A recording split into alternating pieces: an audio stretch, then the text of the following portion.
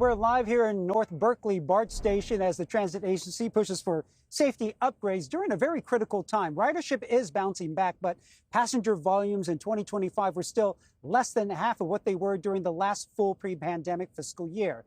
Add to that the end of emergency federal funds, and BART's long-term financial future comes into question. This November, though, voters in several Bay Area counties will decide on a regional transportation funding measure.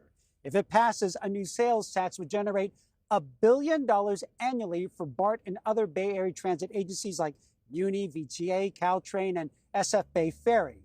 BART would receive more than $300 million of those dollars to be spent on transit services. And I spoke with BART's general manager about the efforts to fund the agency. Ridership is up. It continues to go up.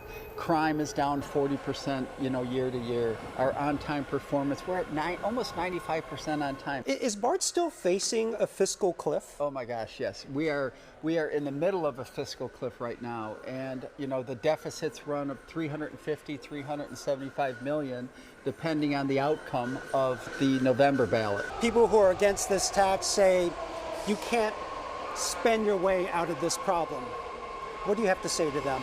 Well, I just think that's a very unfortunate narrative. I would argue, as public transit goes in the Bay Area, of which BART is the underpinning of it, that's the quality of life in the Bay Area. You mentioned this before. BART does have to change its model. Totally. Our financial model has to change. Our financial model was based on fare box recovery. And that worked for 50 plus years. But now with COVID, with remote work, that's just not feasible anymore. And so there's got to be a different approach to funding BART. We got to continue to look for opportunities to drive down costs, to get more efficient. And I think when folks, start comparing that ledger about what we're doing to save and be more efficient, I think they should feel pretty good about November. And several taxpayer advocacy groups formed in the wake of that ballot measure that would push up sales tax rates across the region for the next 14 years. And one of their campaign committee members told me enough is enough when it comes to giving BART that much money. Well, fundamentally, I reject the idea that this is about saving transit. We've looked at the numbers and we find that about $6 billion of taxpayer and toll payer money is already going to transit in the 5 counties. So our position as the opposition committee is not that we want to get rid of transit, not that we want to have a crisis in transit. Simply, we're asking, can't you live on $6 billion plus your fares?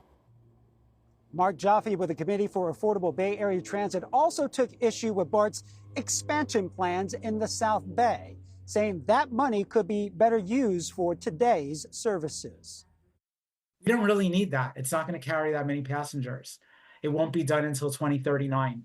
So why don't we just halt that project and take some of this money and put it into operations? BART told us it could not comment on this political campaign's ideas. It instead pointed out to how the agency would solve a $376 million deficit without those new funds, that if people vote no on that November ballot. BART's worst case scenario could include station closures, laying off 1,200 employees, fare increases, and a 63% reduction in total train hours. So a lot on the line when voters decide what Bay Area transit could look like in the future.